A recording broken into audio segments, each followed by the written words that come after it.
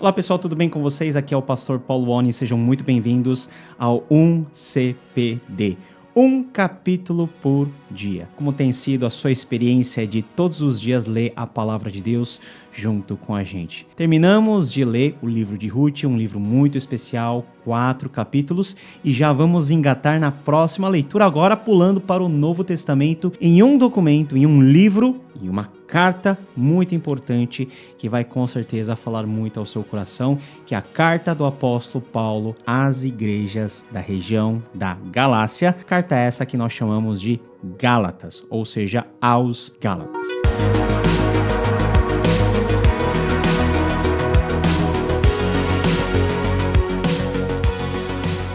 Que carta é essa, pessoal? Essa carta foi escrita pelo apóstolo Paulo. Isso fica muito claro nos primeiros versículos, onde Paulo ele se identifica.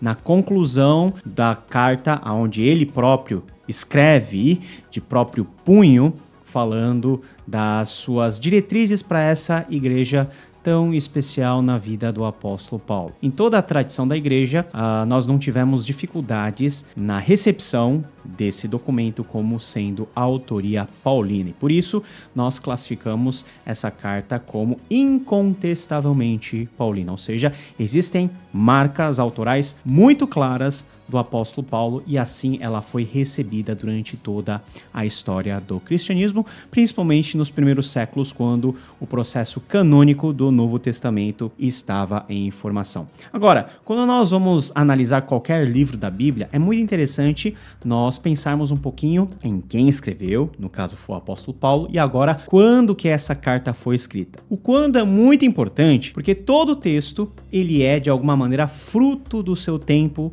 fruto do seu contexto.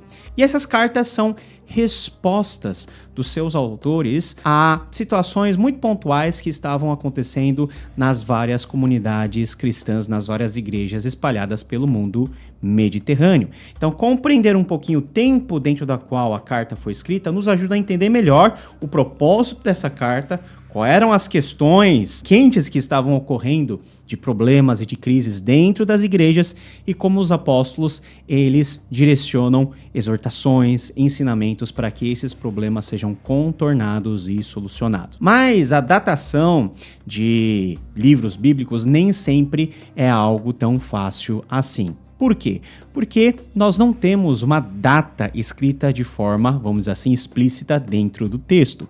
Os textos da antiguidade não são como os textos de hoje, onde nós colocamos a data, quando nós escrevemos, quando nós editamos, não. A data, ela pode ser inferida pelo contexto e por alguns marcos importantes de forma histórica, né, alguns marcos relacionados à vida das pessoas, e é mais ou menos nesse sentido que nós podemos chegar a dois tipos de tempos ou dois tipos de possibilidades de data em que Gálatas foi escrito. A primeira, que é talvez a mais aceita dentro dos círculos até mais conservadores, é a datação de 48 ou 49 depois de Cristo. Ou seja, no ano 48 ou 49, Gálatas foi escrito e, se for essa situação, Gálatas, ele aparece como uma das primeiras grandes cartas, ou primeiros escritos do Novo Testamento. Mas da onde que vem essa data 48 ou 49? Nós temos alguns parâmetros que podemos pensar. Por exemplo, um parâmetro muito importante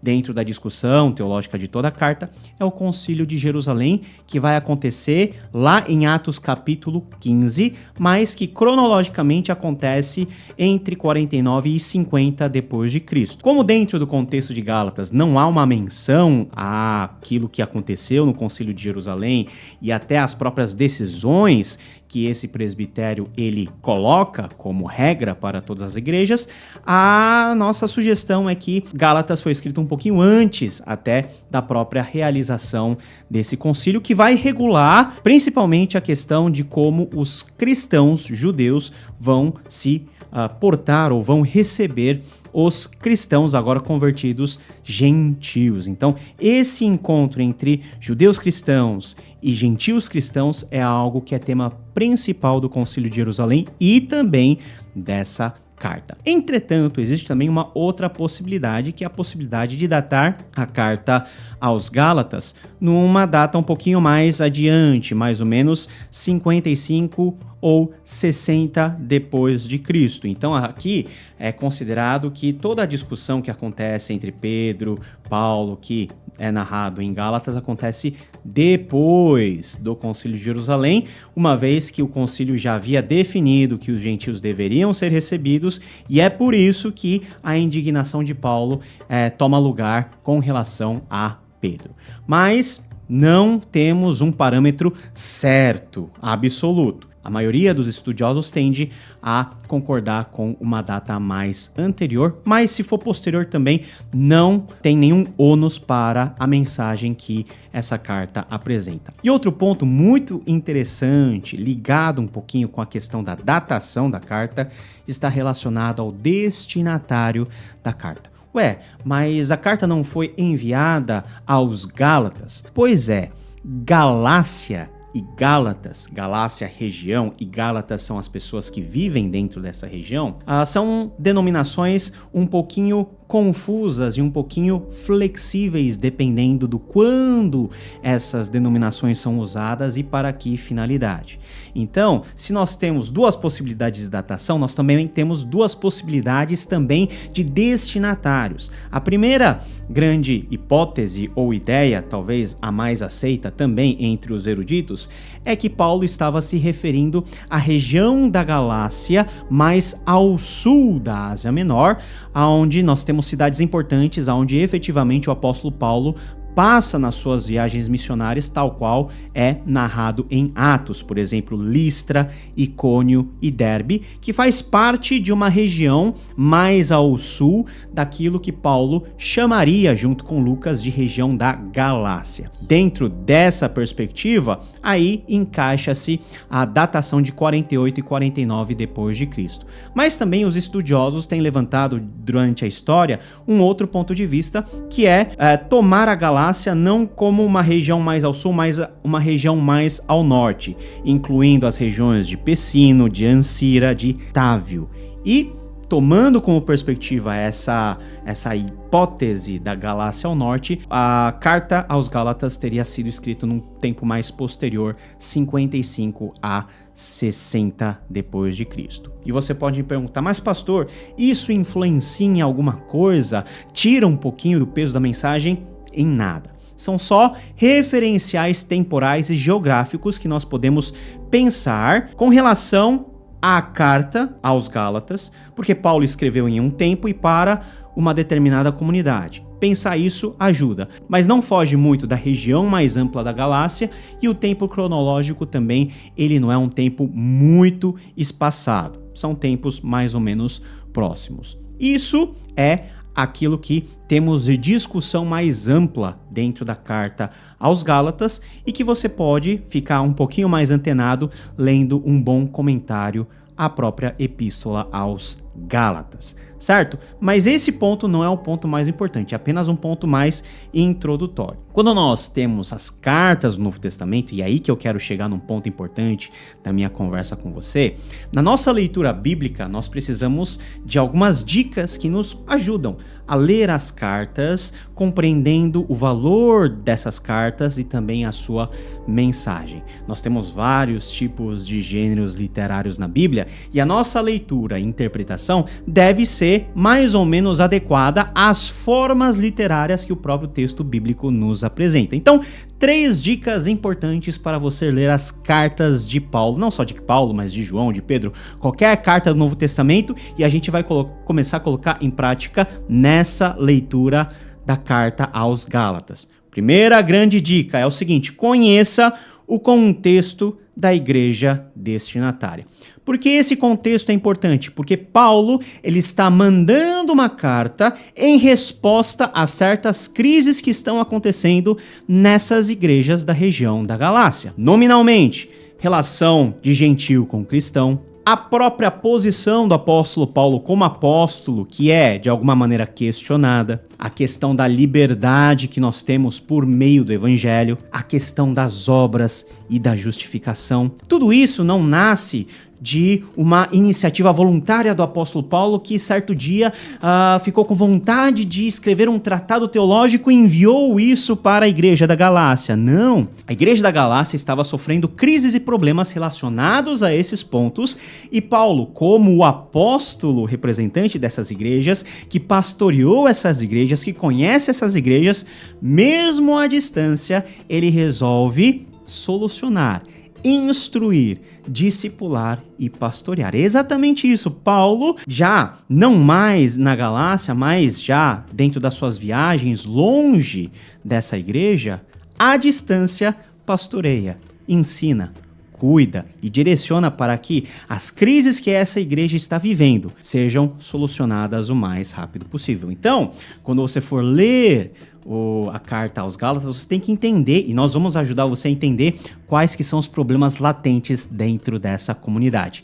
Segunda dica, observe como as crises são respondidas. Observe como o apóstolo Paulo, ele levanta os problemas, ele faz o diagnóstico e ao mesmo tempo ele trata. Ele trata, por exemplo, das pessoas que de alguma maneira estão considerando o seu trabalho como um trabalho não tão importante assim, ou o seu próprio apostolado como um apostolado secundário, como se as suas revelações não tivessem sido dadas direto por Deus, mas que Paulo tinha recebido de segunda mão. Não!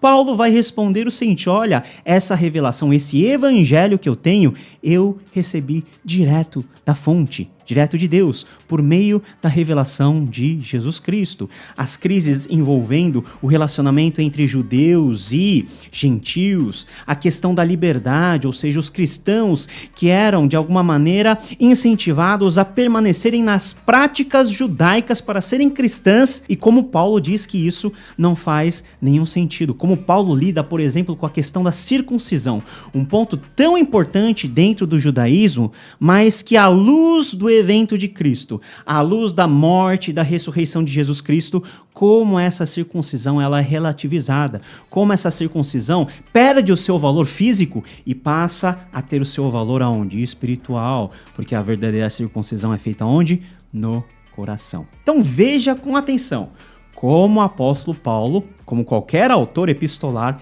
ele lida com os problemas e responde esses problemas. E em terceiro lugar, uma boa dica: sublinhe, elenque os temas teológicos importantes dessa carta. Tem temas muito importantes em Gálatas: justificação, liberdade cristã, a grande família de Deus. Olha só, em Cristo, tanto judeus como gentios, eles são colocados numa família só. E essa família não é mais referenciada em laços sanguíneos, mas por meio da fé em Cristo Jesus. Olha só que tema importante que até hoje faz parte da nossa vida cristã. Sublinhe esses pontos, porque tendo essa atenção, você vai poder se aproveitar da leitura da palavra de Deus de forma melhor, e nós vamos te ajudar durante esses dias que nós vamos ler um capítulo por dia, do capítulo 1 ao capítulo 6 de Gálatas. Qual que é o tema, então, geral e mais amplo que Gálatas nos apresenta? Primeiro, a justificação pela fé em Cristo e a nova família de Deus. Como que essas duas coisas tão importantes, elas na verdade fazem parte de um pacote mais amplo que o próprio Evangelho nos oferece. E não é à toa que Gálatas é conhecido como a carta da liberdade, porque a nossa verdadeira liberdade, a liberdade de viver no Espírito, ela acontece dentro desse âmbito, quando nós somos justificados, quando nós somos considerados como o novo povo de Deus, a nova família de Deus, o novo Israel de Deus, e dentro desses limites pactuais, nós vivemos a verdadeira liberdade, a liberdade que é viver segundo o Evangelho, não segundo as leis mortas e os preceitos religiosos do passado, mas segundo a nova vida que nós temos em Cristo Jesus e que nos é aplicada pelo Espírito Santo todos os dias. Veja só a estrutura então de Gálatas. E essa estrutura é um ponto muito importante, porque as cartas da antiguidade eram divididas basicamente em 3 grandes pontos: a introdução epistolar, onde é apresentado o remetente, o destinatário, e uma breve saudação e um rogo de bênção. O corpo epistolar, aonde está contido a razão de ser da carta, o motivo principal da carta, os objetivos que a carta quer alcançar como mensagem, e uma última parte que é a conclusão, onde nós temos os pedidos mais particulares, os agradecimentos finais e também um rogo de bênção. Se nós formos quebrar Gálatas nessas três estruturas, que são as estruturas de uma carta clássica do contexto greco-romano, nós podemos ver que do capítulo 1, versículo 1 a 5, nós temos a introdução epistolar, onde Paulo se coloca como autor, e também é colocado as igrejas da região da Galácia como os receptores, como os destinatários dessa carta. Do capítulo 1, versículo 6, até o capítulo 6, versículo 10, nós temos o corpo epistolar, onde três grandes temas são desenvolvidos. O primeiro é a relação de Paulo e o próprio evangelho, do capítulo 1, versículo 6 até o capítulo 2, versículo 21. Segundo tema, nós temos a exortação aos Gálatas, onde Paulo puxa a orelha dos Gálatas dizendo o seguinte: olha, quando é que vocês se distanciaram tão rápido do evangelho que eu preguei a vocês? Isso vai do capítulo 3, versículo 1 até o capítulo 5, versículo 12. E por fim, nós temos a exposição mais prática de Gálatas, que é onde Paulo nos apresenta como é a vida no Espírito Santo, capítulo 5, versículo 13 até o capítulo 6, versículo 10. Finalmente, a partir do versículo 11 até o 18 do capítulo 6, nós temos a conclusão epistolar. Carta aos Gálatas, você vai sentir as emoções do apóstolo Paulo, a importância de nós vivermos o evangelho na sua plenitude, esse evangelho que nos faz e nos torna a grande família de Deus e nos faz viver a verdadeira liberdade em Cristo Jesus. Esse grito de liberdade que o evangelho nos proporciona em Cristo Jesus é uma experiência que eu e você somos convidados a ter e a também bradar junto com o apóstolo Paulo, na medida em que nós lemos essa carta tão especial. Então convido você, a partir de amanhã,